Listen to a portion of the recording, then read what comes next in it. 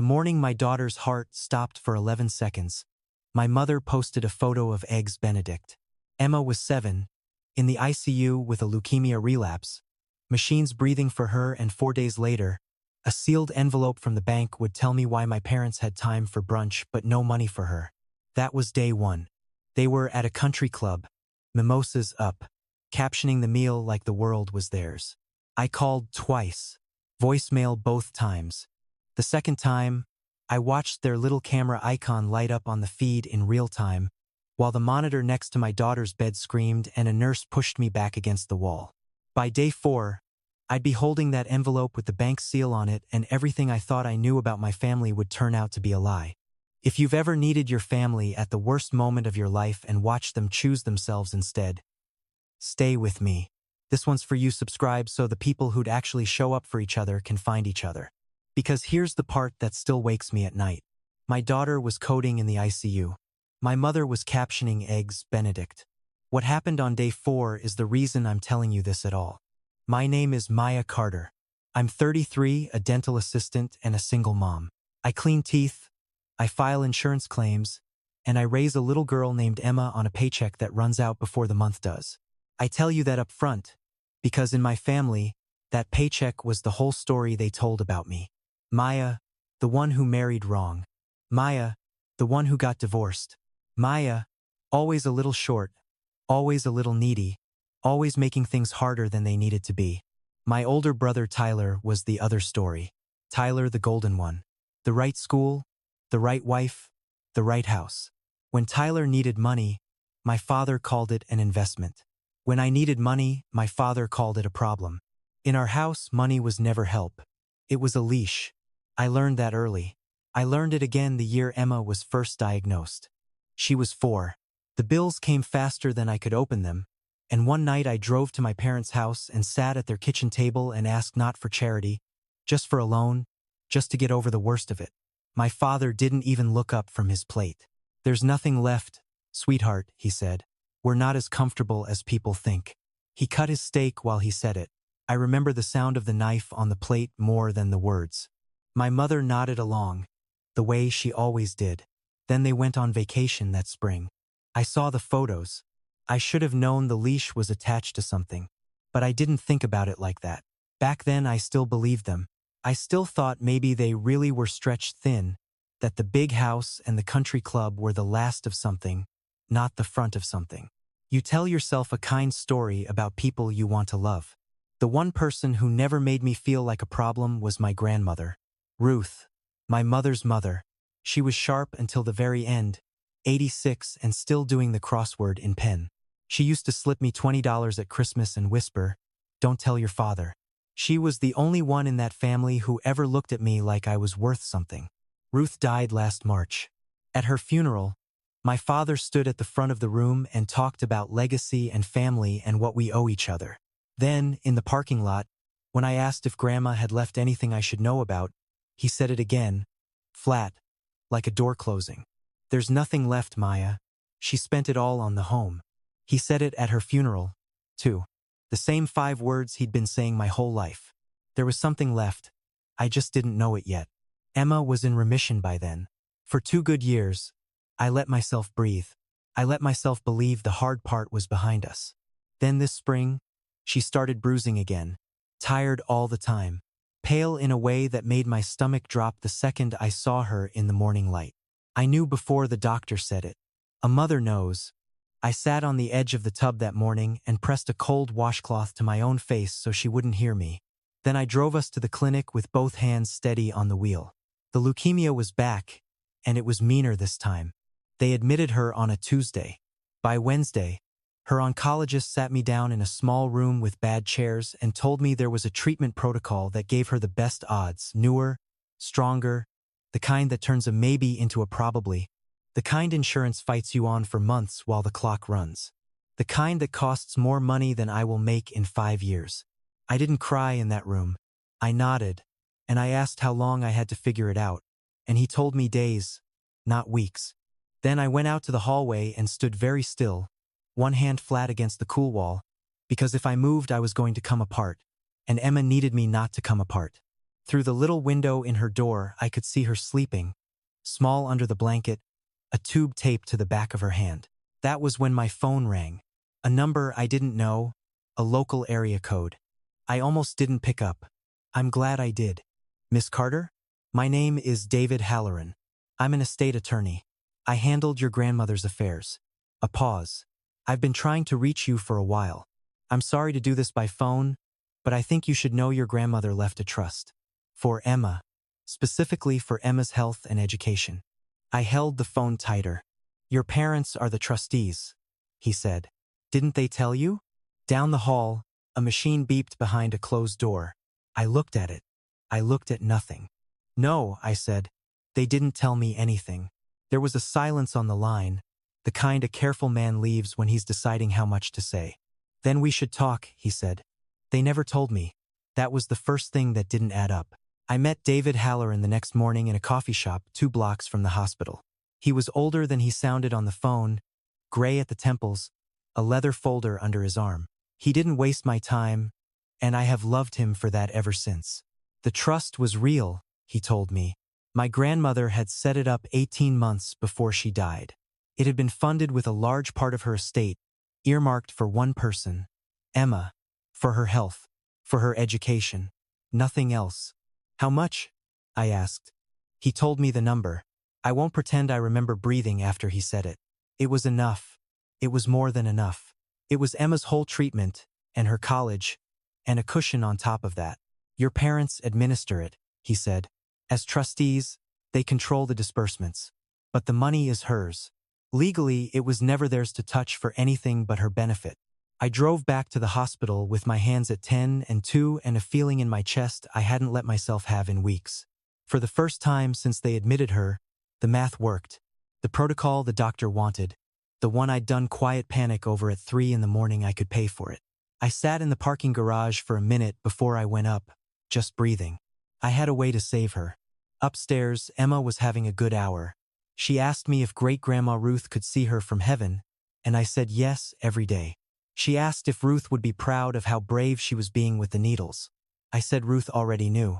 I didn't know yet how true that was, that Ruth had seen this coming and tried to fix it from beyond, and that the only people standing between my daughter and her own grandmother's gift were the 2 people who made me.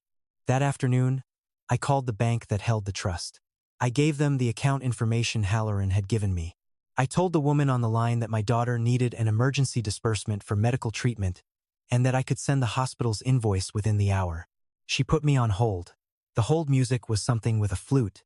When she came back, her voice had changed. Careful, quiet. Ma'am, she said slowly, I'm showing a current balance on that trust of $412. $412. I read the sticker on a vending machine across the hall while she said it. Diet soda, $1.75. I remember that detail and almost nothing else from the next 10 seconds. I laughed. I actually laughed, because it was so obviously wrong. There must be a mistake, I said. The account was funded with, and I said the number Halloran had told me. There's no mistake, she said. I'm looking at the account right now. The flute music came back into my head, tinny and far away. My hand started to shake against the side of my phone, and for one ugly second I thought, maybe I heard the lawyer wrong. Maybe I'm the one who got it wrong. The way I always get things wrong. The way they always say I do. Then I looked through the little window in Emma's door. She was awake now, tracing the tape on her hand with one finger, and I made myself stop shaking. I need a full statement, I said. Every transaction. In writing. Today. I can have records sent through your attorney, she said. Her name was Miss Reyes. I wrote it down.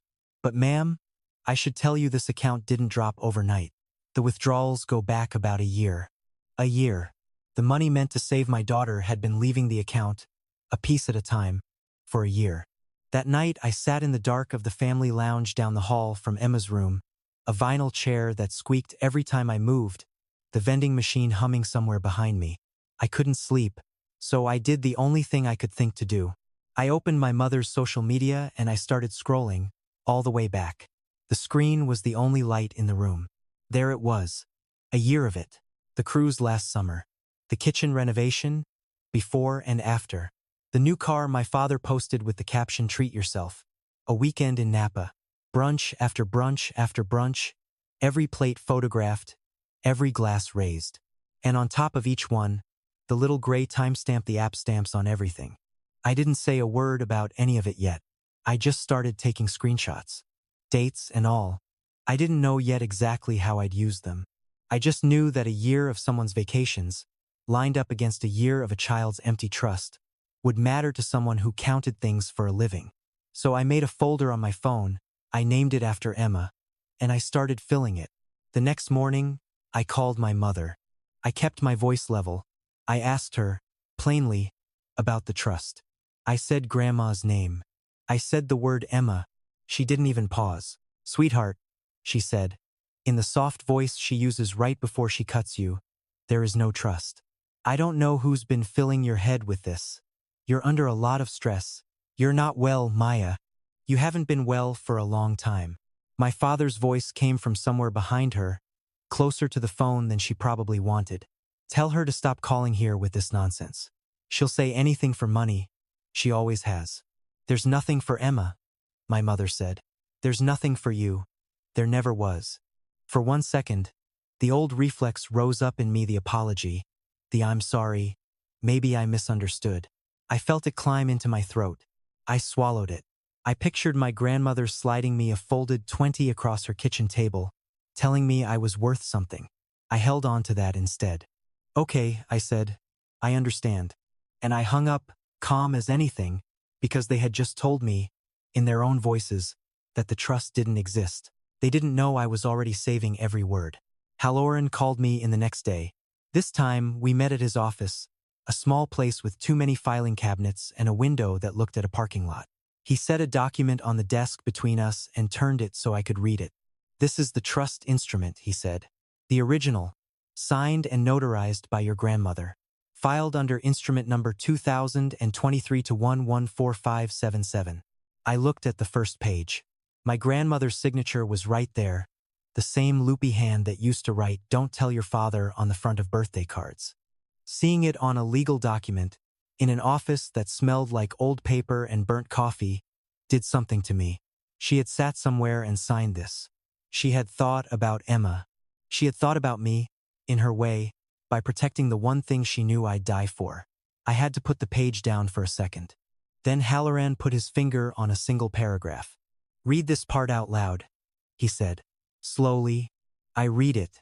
"The trust was created for the sole benefit of Emma Carter. Health, education, welfare." And then one line that he tapped twice.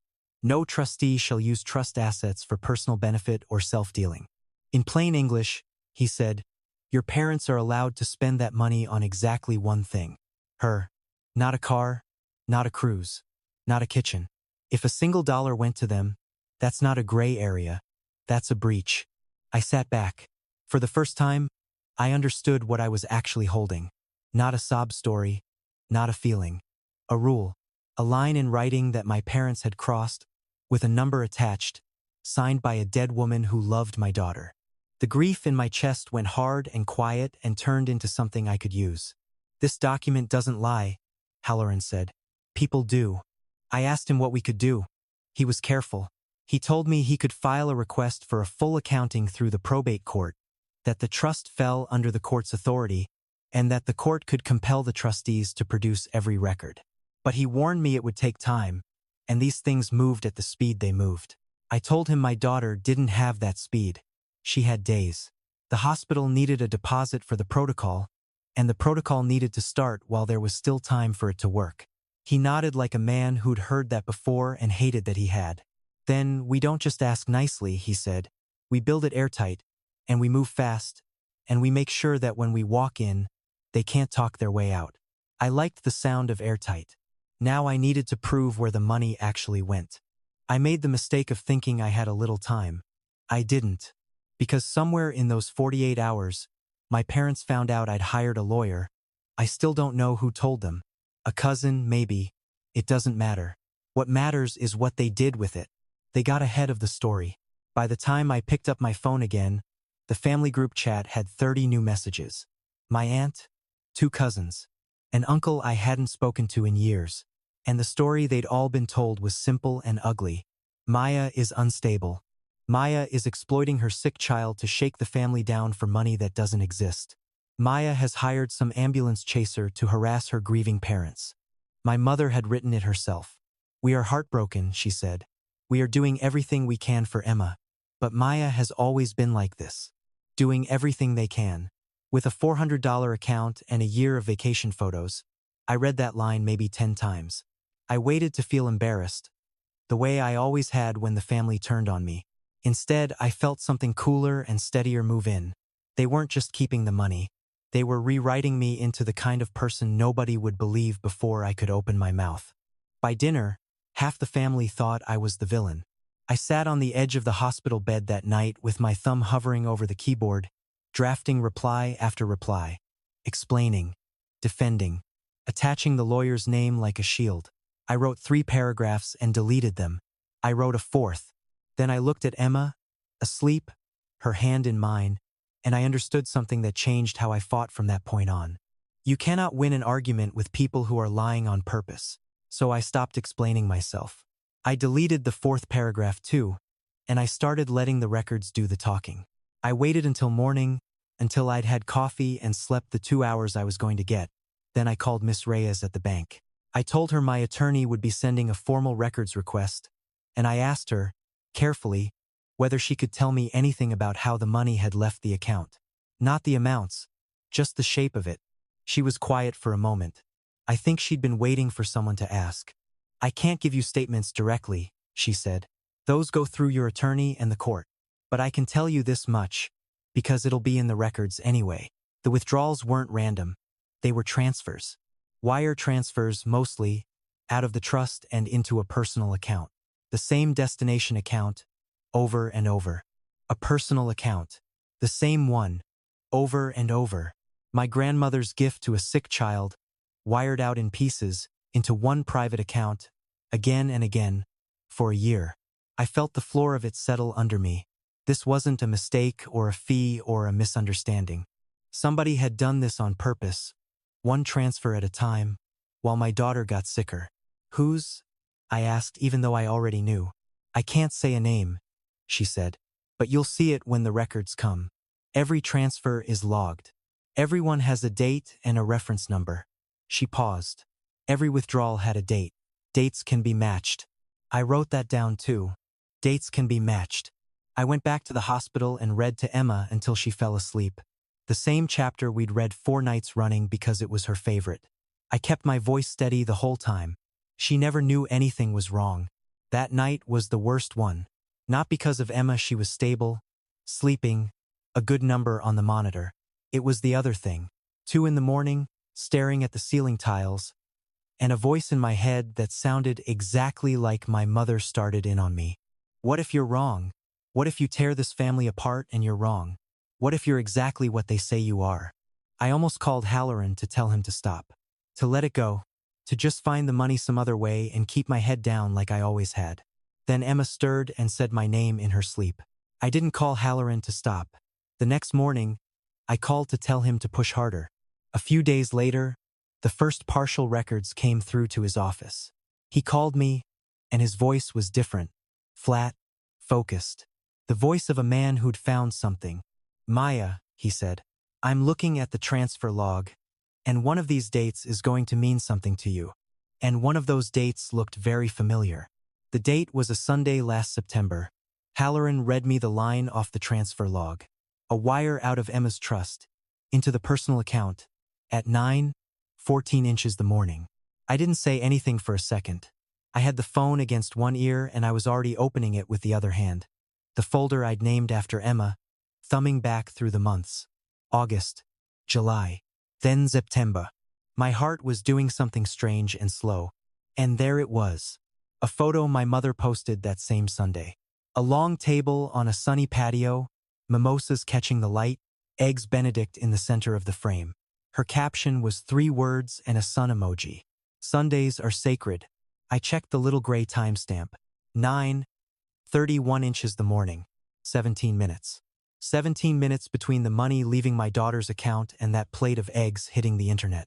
I sat with that. I tried to imagine a version where it was innocent. Maybe a coincidence. Maybe the wire was automatic, scheduled, nothing to do with the brunch. But the wires weren't automatic. Somebody logged in. Somebody typed an amount. Somebody clicked send on a Sunday morning and then drove to a patio and ordered champagne. They didn't take Emma's money and feel bad about it. They took it and toasted to themselves before the wire had even cleared.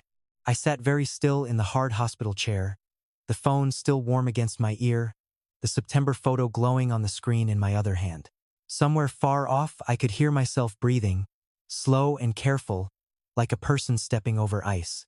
I'd been telling this story to myself one-way careless people, selfish people, people who looked away. That was generous. That was the kind story again. This was the real one. They didn't just ignore her. They billed her. I think that was the moment something in me went quiet and cold and stayed that way for a long time. Not loud, not screaming, just done. Done apologizing, done explaining, done hoping they'd turn out to be better than they were.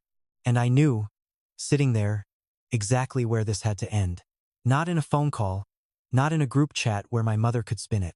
It had to end in the one place they cared about more than anything, in front of the people whose opinion of them was the whole point. Their anniversary party. 40 years.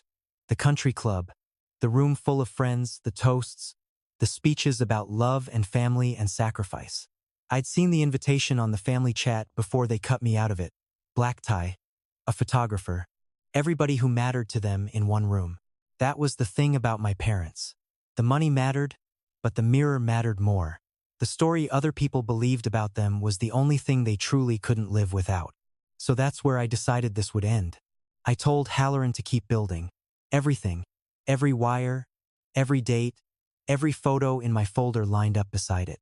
He filed the formal request for an accounting with the probate court that week, the official one, the kind that comes with a court's authority behind it and a deadline they couldn't ignore. No more soft questions to a sympathetic bank teller. This was on the record now, with a judge's name attached to it. I imagined the letter landing on my parents' marble kitchen island, the one I'd sat at and been told there was nothing left. And that's when my parents did the worst thing they could have done. They panicked. A few days after the court request went out, Halloran called me, and there was something almost amused under his careful voice. "Your parents' attorney sent us a document," he said. "They want us to know everything was above board. They've produced an agreement." "An agreement," I said. "A distribution authorization and family loan agreement," he read. "It says your grandmother verbally authorized them to borrow against the trust, that they always intended to pay it back, and that they signed this at the time to put it in writing. 2 signatures, your mother's, your father's, and a line where it says your grandmother gave her blessing." For one cold second my stomach dropped, because if my grandmother really had signed something, but Halloran kept going, and his voice had changed, sharpened. "Maya, it's dated 14 months ago. It claims your grandmother agreed to all of this while she was alive." A pause. They handed us a piece of paper. It might be the worst thing they could have done. I asked him why. "Because a piece of paper isn't just words," he said. "When you make a document on a computer and save it, the file quietly writes down the date it was created. People forget that. They write a backdated agreement, they print it, they sign it, they feel very clever, and the file underneath still remembers the real day it was born." He let that sit. "We can have a specialist look at the original they produce. If the file was created last week, no signature in the world fixes that." I didn't fully understand all of it yet, but I understood enough to feel the ground shift under them. They'd been smart enough to hide the money for a year, quietly, patiently, a wire at a time. And the second they got scared, they panicked and reached for a lie they could hold in their hands and handed it straight to the one man who knew how to read it. I almost felt sorry for them. Almost. Then I remembered the $412, and the feeling passed. Because paper remembers when it was born. That night I didn't sleep again, but it was a different kind of not sleeping. Not the kind where you doubt yourself. The kind where you plan. I called Halloran first thing the next morning, and I asked him the only question that mattered now. Not whether we'd win eventually. Eventually wasn't fast enough for a 7-year-old with days on the clock. "How fast can a court actually move?" I asked. He explained it to me plainly. A full case proving everything, recovering everything that could take months. But there was another door. When a child's money is at risk, when assets are actively being drained or hidden, you can ask a court for an emergency order. Freeze the trust. Suspend the trustees from touching another cent.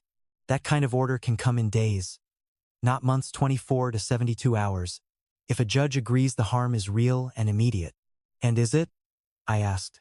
Real and immediate?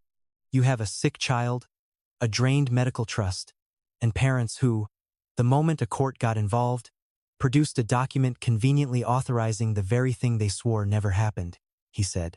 A judge is going to want to protect that child first and sort out the rest later. So yes, it's real, and it's immediate, and that works in our favor. For the first time, the speed was on my side instead of against me. The same clock that had been crushing me days, not weeks, could crush them too, if I aimed it right. Then file it, I said. All of it, the accounting, the freeze, the request to remove them as trustees. He paused. I'll have the bank prepare a certified packet of the trust records too, stamped, official, court-ready. Something nobody can wave away as your screenshots. A certified packet, stamped, official. Not my shaky screenshots taken in a dark hospital lounge, but the bank's own records, sealed and signed. The kind of thing you can set down in front of a room full of people and dare them to call a lie. I held on to those 3 words like a railing. Then he asked me the question I'd been waiting for. There's a hearing window this week, he said. If the judge signs, the order takes effect immediately. A beat. Maya, their anniversary is Saturday. You want to do this at their anniversary? I looked across the hospital room at Emma, at the tube taped to her hand, at the brave little face that still asked if her great-grandmother was proud of her. No, I said. I need to. I hung up. Emma was asleep. The monitor blinked its steady green numbers. I pulled the thin blanket up over her shoulder and I sat back down in the chair that had become my whole world, and I felt, for the first time in 2 weeks, like the one holding the knife instead of the one being cut. I looked at the calendar on the wall, the cheap hospital one with a kitten on it. I counted the squares twice to be sure. 2 days to the party. 3 days to Emma's deadline. The certified packet arrived at Halloran's office on Thursday. He called me to come in and see it. It was an envelope, a thick one, cream-colored, heavier than it looked, with the bank's name printed in the corner and a raised seal pressed into the flap. I ran my thumb over the seal without meaning to. I could feel the ridges of it. It was the same kind of envelope I'd mentioned at the very beginning of all this. The one I told you would change everything by day 4. This was it. This was the one. Halloran slid it across the desk to me the way you hand someone something heavy, both hands, careful. Inside was a year of the trust account, printed and certified. Every line, every wire. Each one with a date, an amount, a reference number, and the same destination account at the bottom, a personal checking account in 2 names. My father's, my mother's. Inside the envelope was a year of their choices, stamped and dated. I want to be clear about what this was because it matters. These weren't my screenshots. This was the bank itself, under its own seal, saying, this money existed, this money left, and here is exactly where it went. A teller's word can be argued with. A captioned photo can be called petty. A certified bank record with a raised seal is a different animal. You can't talk your way around a stamp, and one stamp turned everything into a weapon. We laid it out on Halloran's conference table, the long way, the certified statement on one side, my phone on the other, open to the folder named after Emma, and then we started matching. It was almost unbearable, how clean it was. September 14th, a wire out at 9:14 inches the morning. And in my folder, posted at 9:31 that same morning, eggs, Benedict, and mimosas. Sundays are sacred. November 2nd, a larger wire. 3 days later, the new car, treat yourself. The cruise, a wire, the week the deposit would have been due. The kitchen renovation, the contractor's progress photos lining up against 3 transfers across 2 months. Napa, a spa weekend, a wire, a vacation, a wire, a vacation. There were more. A wire in December, the week of Emma's follow-up scans. The week I'd skipped my own dentist appointment because money was tight, that one I had to set down my pen for. A wire in February, 3 days before I'd sat at their kitchen table the year before and been told there was nothing left. They'd had a meeting with their own daughter, looked her in the eye, said no, and there was a wire that same week, feeding the account they spent on themselves. Halloran read the dates out and I matched them, and neither of us said much. There's a kind of anger that's loud, and there's a kind that just gets very quiet and starts writing things down. We were in the quiet kind. Every match I made, I thought about Emma asking if her great-grandmother would be proud of her. Ruth had tried to make sure of it. They'd spent it on a cruise. 9:14 a.m., a wire out, I said. 9:31 a.m., the brunch photo. Same morning, her money. That's the one, Halloran said softly. Put that one on top. That was the receipt I'd detonate in front of everyone. But the match timeline, as ugly as it was, wasn't the kill shot. A good liar could still stand in a room and call it coincidence, call it borrowing, call it a misunderstanding between family. I needed something that left no room at all, something that didn't just look bad but proved a deliberate lie. The kill shot came an hour later, and it came from the very document my parents had handed over to save themselves. Halloran had sent their family loan agreement to a specialist, someone who examines digital files for exactly this kind of thing. The specialist had pulled the original file my parents' lawyer produced, the actual computer file, and looked at what it carried inside. Halloran put a single sheet in front of me, a report. He pointed at one line. This is the file's creation date, he said. The day the document was actually made on a computer, not the day it claims to be from. I looked at the date. It was 11 days ago. They produced this last week, Halloran said. 11 days ago, they sat down and made a document, and they dated it 14 months back. And they wrote that your grandmother authorized everything. He paused. Your grandmother died in March. This file was created in, he checked, this month. The agreement is signed, in part, by a woman who had been dead for 4 months when the file was born. I read the line again. And again. I thought about my grandmother's hand, the loopy signature on birthday cards. Don't tell your father. They had put her name on their lie. They had used a dead woman who loved me as a shield for stealing from the child she tried to save. The document was signed by a woman who'd been dead 4 months. Everything they'd done up to this point lived in a gray area. If you squinted, trustees have some discretion. Maybe, a clever lawyer might argue, maybe they thought a loan was allowed, maybe it was a mistake, maybe. The brunch photo was damning, but it wasn't proof of intent. This was different. This wasn't a gray area. This was a brand new lie, manufactured under pressure, pretending a dead woman had blessed the theft of her own great-granddaughter's medical fund. They forged the lie. The lie kept the date stamp. I asked Halloran what it meant, in real terms, for what we could actually do. He was careful here, the way he always was. And I want to be careful too, because this is where people's stories usually go silly and his didn't. He explained that there were 2 separate roads, and they moved at different speeds. The first road was the probate court, the civil side, the trust side. That court could move fast to protect Emma. It could freeze the trust, suspend my parents as trustees, and order the money paid back. That was the emergency we'd filed for. The second road was different. A forged document, theft from a trust, those could be crimes. But that wasn't the probate judge's job, and it wouldn't happen in a day. That road meant reports, investigators, a prosecutor deciding whether to charge, and a timeline measured in weeks and months, not hours. He was honest with me. The criminal side, if it came, would come later and slower, and not from the same courtroom. Right now, he said, we protect Emma, we freeze it, we suspend them, we get the money back where it belongs. The rest follows on its own timeline. One thing at a time, in the right order, in the right court. He tapped the 3 documents on his desk, the sealed packet, the matched photos, the file date report. And these 3? These don't expire. Whatever a prosecutor wants to do later, they'll still be sitting right here. I told him I understood. And I did. I wasn't looking for a movie ending where everyone goes to prison by sundown. I knew better than that now. I was looking for 2 things, and only 2. My daughter's treatment, paid for, in time. And the truth said out loud, in the open, in front of every person who'd been handed the story, that I was the liar and the leech and the unstable one. The court would handle the money and the trustees. The criminal road, if it came, would take its own slow months. But there was one thing no court was going to schedule for me, one thing I'd have to do myself. The room. The truth in the room. The emergency hearing was Friday morning. I wasn't in the room, there was nothing for me to do there but wait, and Emma needed me at the hospital more than a courtroom did.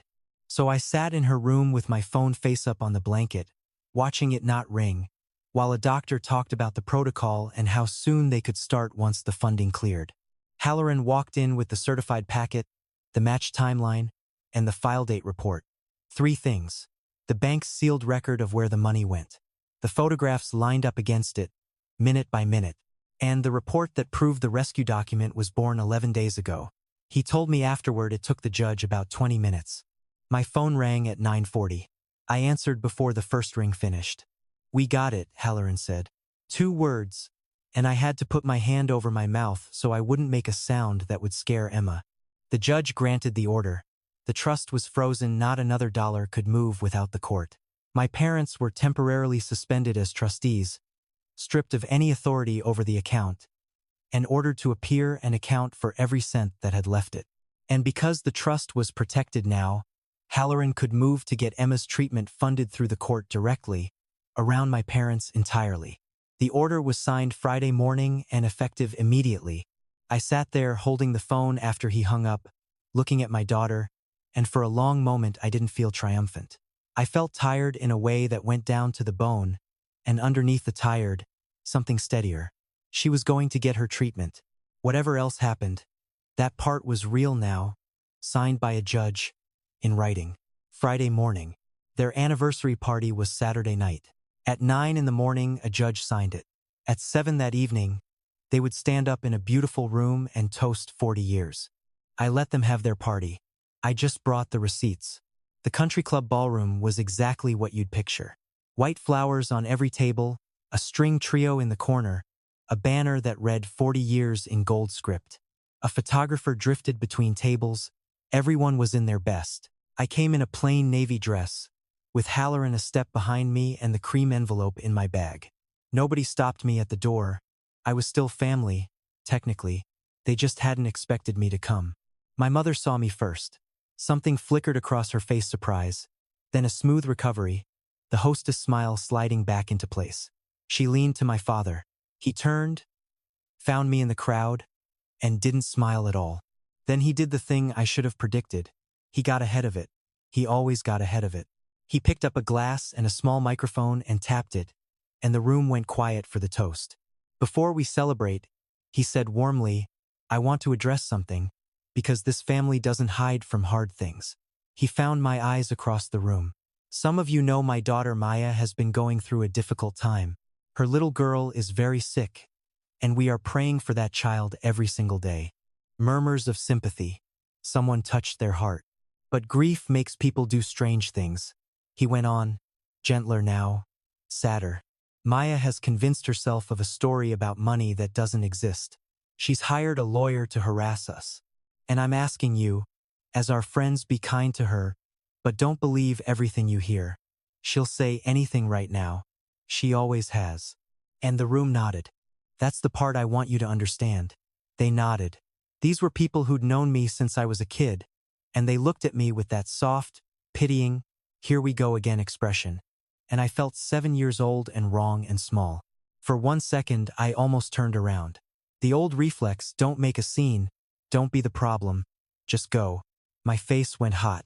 My hand found the strap of my bag. Then I thought about a wire at 9:14 and eggs Benedict at 9:31. I thought about Emma asking if Ruth would be proud of how brave she was being. I thought about my grandmother's name typed onto a lie 11 days old. The heat in my face cooled into something flat and clear. Halloran caught my eye from near the door and gave the smallest nod. He didn't need to. I was already moving. I didn't turn around. I walked to the center of the room. My heels were loud on the parquet in all that quiet. I felt every eye follow me. I set the cream envelope down on the white linen, right under the 40 years banner, where everyone could see the bank's raised seal catch the light. My hands were steady now. That surprised me. They'd shaken in the hospital, shaken in the car. They were steady here. I didn't raise my voice. I found you don't have to.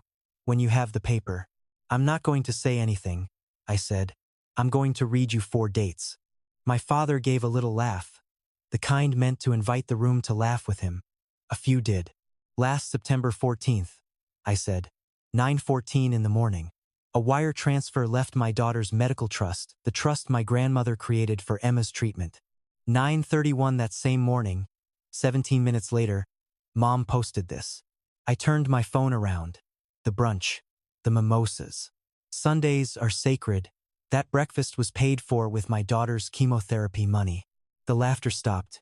This envelope, I said, and I touched it, is the bank's own certified record. Not my screenshots. Their seal.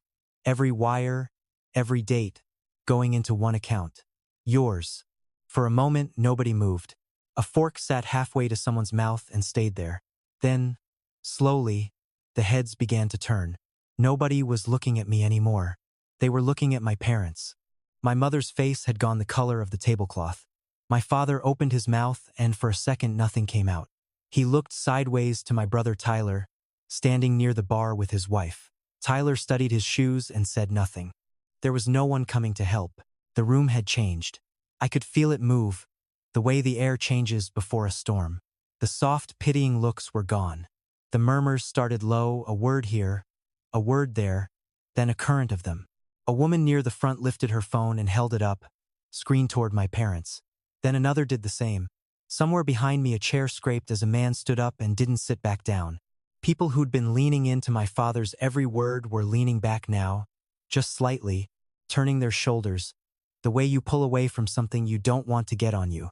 The photographer had stopped taking pictures and was just watching, the camera at his side. And then an old woman near the head table, one of my grandmother's oldest friends, I'd find out later, said the thing no one else had dared to say. She said it quietly, but the room was so silent it carried. Richard, where's Emma's money? Nobody breathed. My father set down the microphone. When he spoke again, the warmth was gone, and so was the audience he'd been performing for. His voice had an edge I knew well, the one that used to make me flinch. This is a private family matter, he said, and my daughter is exploiting a tragedy. There was a loan. Your grandmother authorized it herself, before she passed. We have the paperwork. It's all documented, it's all legal, and this performance he gestured at me, at the envelope, is exactly the instability we warned you about. He reached into his jacket. He actually had a copy with him. He held it up like a trump card, that family loan agreement. And for half a second I saw it work. I saw a few faces hesitate, reconsider, think maybe there's another side. That was the last card he had. He was confident playing it. He shouldn't have been. You're right, I said. Let's talk about that document. I kept my voice even. I'd practiced this part in the car until it stopped shaking. It was authorized, my father said again, firmer, holding the page higher so the nearest tables could see the signatures. By your grandmother. In writing. By a woman who'd been dead 4 months when it was written, I said. The edge of the room went very still. That paper says it's from 14 months ago. It isn't. We had the file examine the actual computer file behind it. It was created 11 days ago. Grandma died in March. You sat down last week, typed up a permission slip, and signed her name to it to cover what you'd already spent. I let that land. That's not a loan agreement. That's a forgery. And forging a dead woman's authorization is a very different thing than a family disagreement. My father's hand came down slowly. The page folded a little in his grip. He looked at it like it had turned into something else in his fingers, because it had. For the first time in my life, I watched my father run out of words in a room full of people. That's when the man by the door stepped forward. He wasn't a big man. Gray suit, a folder under his arm, the kind of person you don't notice until he's directly in front of you. He'd been standing by the door the whole time, and I realized then that Halloran had brought him on purpose. He walked up to my father, calm as a man delivering a package. Richard Carter? Diane Carter? He said. You've been served. He held out 2 folded sets of papers. My father didn't take them, so the man simply set them on the table, next to my envelope, and stepped back. That was the click I'd been waiting for without knowing it, the sound of paper landing where it finally had power. Halloran came forward then, unhurried, and stood beside me. He didn't shout. He spoke to my father in the flat, even voice of a man reading a fact. "That's a copy of an order signed by the probate court at 9 o'clock this morning," he said. "The trust is frozen. Effective immediately, the two of you are suspended as trustees. You will account to the court for every dollar that left that account." He paused and let the next part fall like a stone. "As of this morning, you are trustees of nothing. This is no longer a family matter. It's a court matter now." The room heard all of it. The string trio had stopped somewhere in the middle, mid-note, and nobody had told them to. The only sound was the little electronic hum of the microphone my father was still holding, forgotten, down at his side. That was the first consequence, and it landed in seconds. My father, who had run that family on the strength of his own voice for 40 years, stood under a gold banner with his own name on a court order and had nothing to say. My mother sat down, not gracefully. She just folded into the nearest chair like her legs had quit, one hand pressed flat to her chest, looking around the room for a single face that would still meet hers. She didn't find one. The second consequence took a little longer, but not much. It moved through the room like a tide going out. My grandmother's old friend pushed back her chair and left without a word. Then a couple near the windows. Then the table by the trio. People didn't make a scene. These weren't scene-making people. They just gathered their things and decided, quietly, that they had somewhere else to be. The photographer packed his camera into its bag. My mother reached for the arm of her closest friend Carol, a woman she'd gone to brunch with 100 times, and Carol took a small, polite step back, out of reach, and made her face into something apologetic. I watched my mother's hand close on nothing but air, and my brother Tyler, Golden Tyler, who'd said nothing this whole time, set down his drink and walked out the side door with his wife, not looking at anyone, least of all me. I think that was the moment my mother understood it was over. Not when the papers landed. When Tyler left, I didn't gloat. I want you to know that. I didn't have a speech ready. There's no version of this where standing in a beautiful room watching your parents come apart feels like winning. It just felt like the truth finally weighing what it actually weighed. I picked up my envelope off the table. I left theirs where it was. "Emma asks about you sometimes," I said to my mother, quietly, just for her. I never know what to tell her. Then I walked out, with Halloran beside me, past the gift table and the seating chart with my name left off it, through the big glass doors into the cool night and a parking lot full of expensive cars. Behind me the ballroom was emptying. Ahead of me was my car, 8 years old, one hubcap missing. I got in and sat for a second with my hands on the wheel. Then I drove back to the hospital, where the only person who had ever really needed me was waiting. That was Saturday night. Here's what happened after, because the night in the ballroom was loud, but the part that actually saved my daughter was quiet and slow and came later. The frozen trust meant the money couldn't move anymore, but it also meant the court could direct it where it was always supposed to go.